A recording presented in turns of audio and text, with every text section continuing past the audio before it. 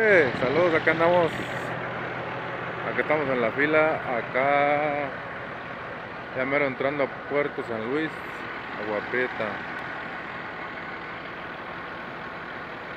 Aquí están reparando la carretera y aquí estamos en el tráfico. No sabemos cuánto vamos a durar aquí, pero estamos.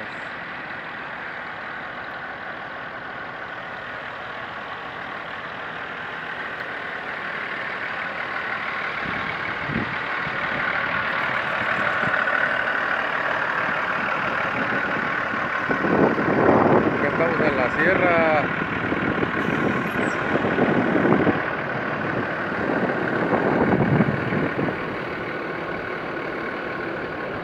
Buenas tardes, aquí estamos.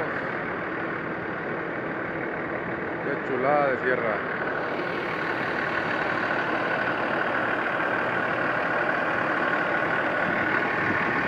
Ahí está el 1612, el mamalón. Es el perrón, el perrón, el perrón. Se hace como que no sabe nada, pero se recorre todas las carreteras del perrón.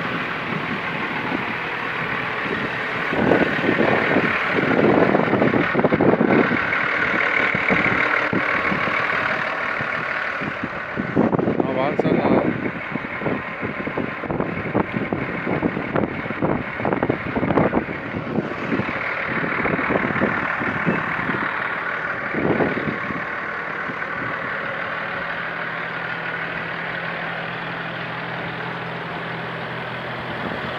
Acá la temperatura 38.